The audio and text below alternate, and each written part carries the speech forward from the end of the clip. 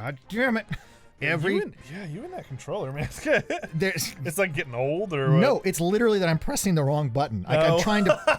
I didn't realize that. No, yeah, I thought the controller was old. No, I'm trying to press the cancel button like a PlayStation game would cancel. Anyway, so welcome back to Crit Catch. I'm Michael. I'm Scott. I'm having problems with controllers. But last episode we were talking about like the whole idea of accessibility, and we were talking a little bit about how like with Minecraft and whatever, or not Minecraft, Mass Effect. Wow, brain. How with Mass Effect or whatever, you know, you can use kind of the statistical balance. They just fucked right off, didn't they? Yeah, and they died for it. Yeah. But so, you know, in terms of the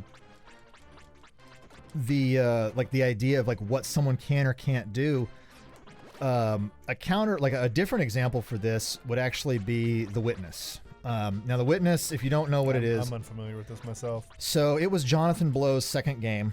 So Jonathan Blow was the guy that made Braid. Okay. And The Witness is actually a great puzzle game. It gets a little pretentious at the end if you go through the entirety, but that's kind of Jonathan Blow's thing.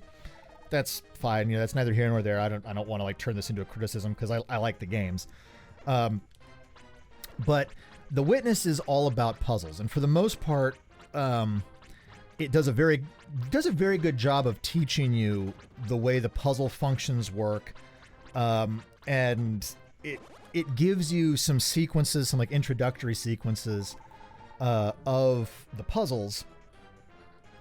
And then you learn how to move through those puzzles. And then you get harder versions of it that are less guided. You get combinations of the puzzle concepts. It does a good job of building. But the end piece of the game, like I say the end, you don't actually have to do this to beat the game. But it is the kind of like crowning puzzle, which again, totally optional. But this puzzle, it is timed.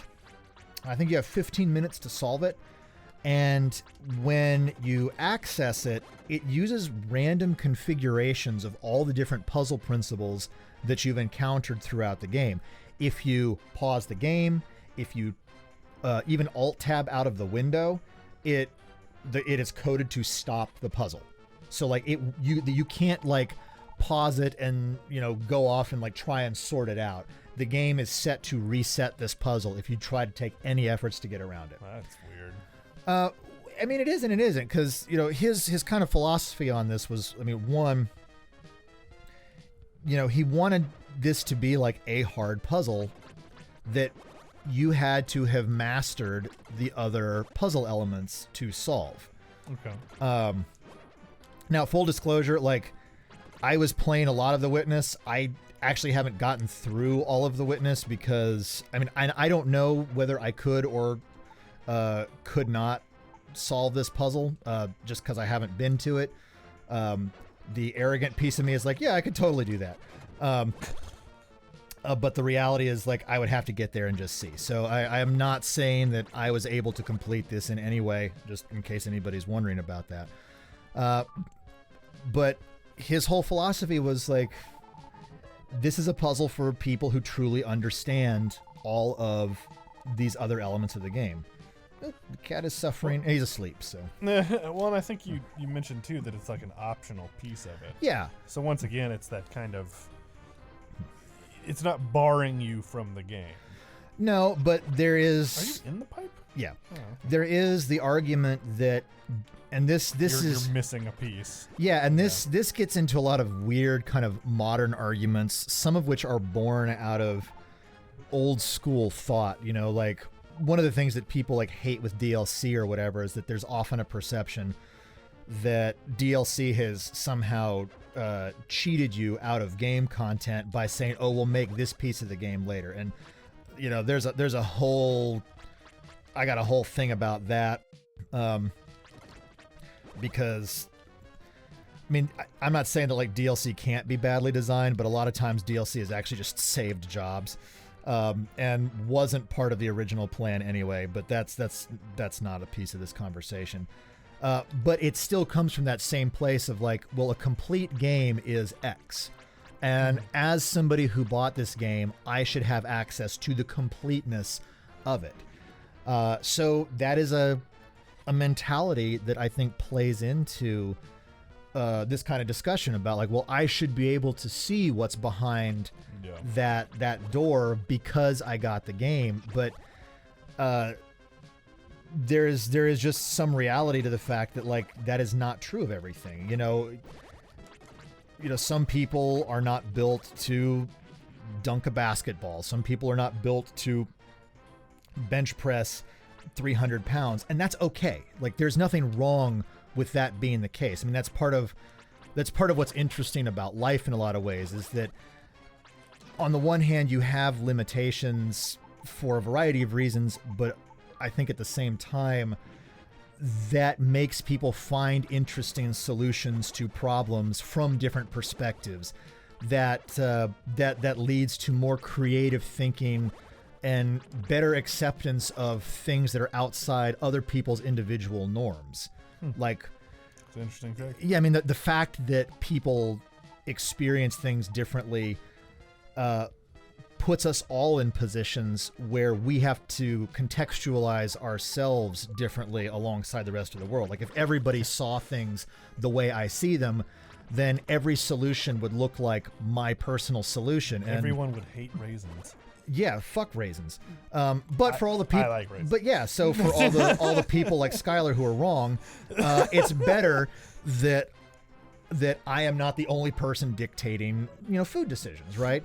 I mean, in that same vein, like, I don't have food allergies, and so like, it's not even that I am not sympathetic to people with food allergies. It's the idea that I don't have the content, like, or before there was a lot of publicity about food allergies. Yeah. And this was true, of like, especially like kids with peanut allergies and stuff, where literally those proteins being in the same room with them can like screw them up.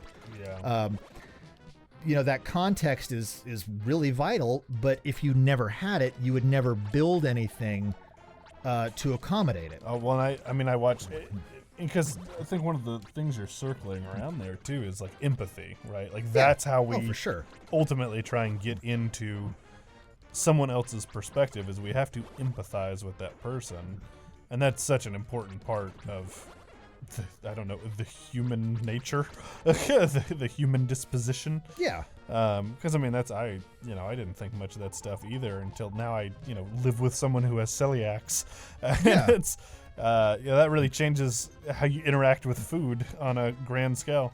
And that is, I think, one of the important things that often gets lost, because the world, we touched on this, I think, a while back in terms of like, how the world is like expanded, and we touched on it in that regard, I think, in the vein of like recorded information and the things you could see and like how that's affected video games.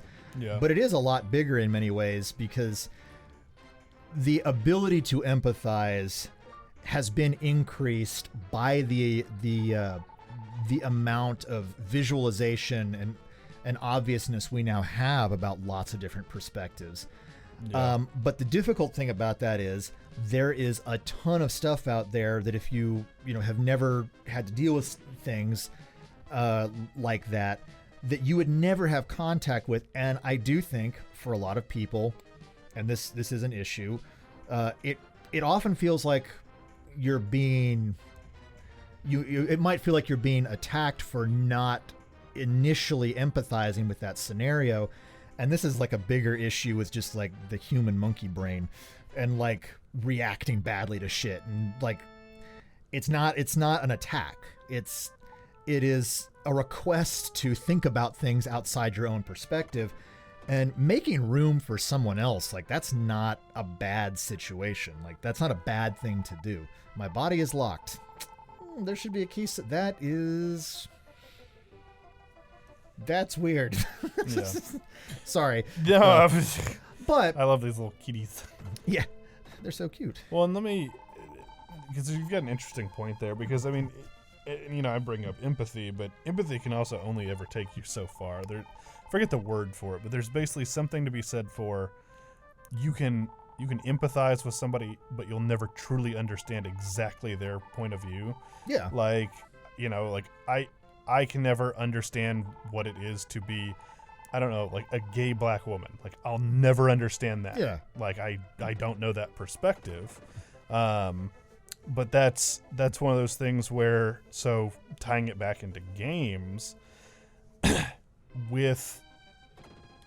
without, so I can't get that perspective. I can also not know the perspective of what it's like to be Sonic Fox and be like the best Mortal Kombat 11 player in the world while also wearing a fursuit, which more power to you, kid. Like, I guess that's one of those. That is a. Oh, is that King Magritte? No, that's Dr. Leo. Oh.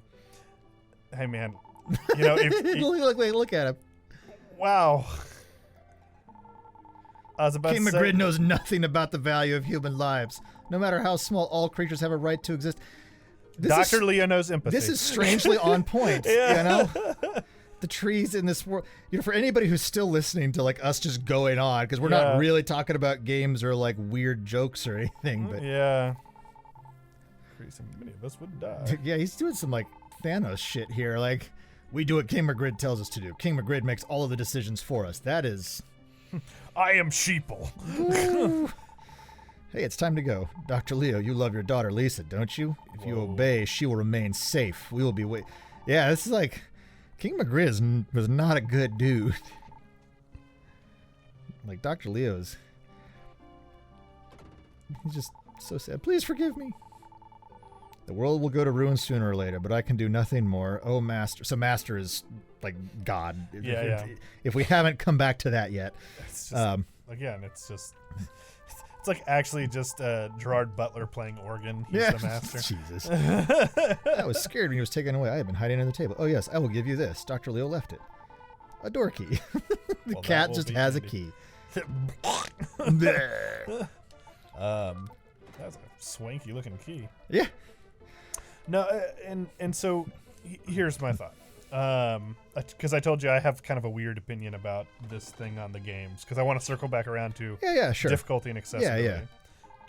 Two schools of thought are what was it? It's games need to be fully accessible. Mm-hmm. Different difficulty, whatever have you. And there's a few ways people have approached that, or there is yeah, fuck yeah.